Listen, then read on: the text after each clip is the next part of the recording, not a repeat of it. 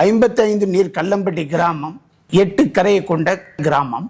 8வது கரையை சார்ந்தவர் ஒரு முஸ்லீம். அது நான் தான். அவர் எனக்கு தம்பி. ஆமா, எங்க அப்பாவை மானான்னு கூப்பிடுவாங்க. முதல்ல திருவிழா அன்னைக்கு இங்க சாமியை அழைச்சிட்டு போயிட்டேன். ஊர் சாமியை அழைப்பாங்க. ஊரோட சேர்ந்து இந்து முஸ்லீம் பாகுபாடுல எல்லாரும் சேர்ந்தே வருவாங்க. எங்கள் ஊர் இப்போ திருவிழா கூட்ட ஆரம்பிச்சாண்டா சாமி அழைச்சாண்டா முதல் எங்களைத்தான் கூப்பிடும். அன்னை மக்களை கூப்பிடு வந்துட்டாங்களா அப்படின்னு தான் கேட்பாங்க.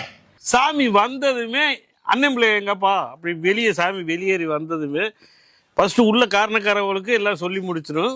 வெளியே கீழே இறங்கி வந்ததுமே எங்கள் அண்ணன் பிள்ளை எங்கப்பான்னு தான் கேட்கும்.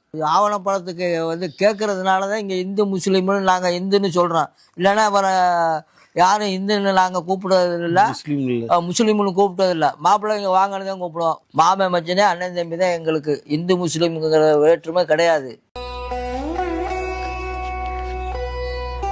பல வருஷமா ஒரு மத நல்லிணக்கத்துக்கு இதாக இருந்துகிட்டு இருக்குது. முத்தாலம்னு ஒரு அம்பாள் இருக்காங்க. அவங்களும் பின்னாடி உள்ளவரும் கொஞ்சம் நண்பர்கள் மாதிரி. அவர் பேர் முத்தாலம்மன். அவர் பின்னாடி இருக்கிறவர் பேர் முத்தால ராவுத்தர். இவர் அடக்கமா இருக்காரு அவரு. பேர் என்ன சொன்னீங்க? முத்தால ராவுத்தர்.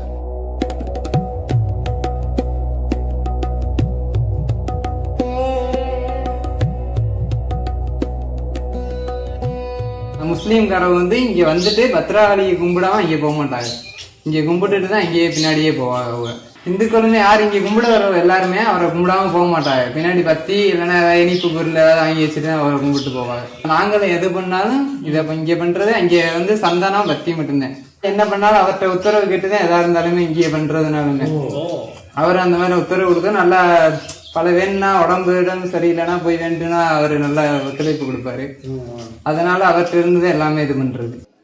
எங்களுக்கு பங்காளிங்க தான் அவங்க. இன்னைக்கு வரைக்கும் இவர்களுக்கு அப்பா எல்லாம் எனக்கு சித்தப்பா பெரியப்பான்னு தான் கூப்பிட்டுருக்கேன் நான். அதாவது இன்றைய காலத்துல மதத்தால நாங்க வேறையா இருக்கலாம், ஆனா ஆதி காலத்துல இருந்து நாங்க ஒரே உறவு தான், ஒரே ரத்தம் தான்.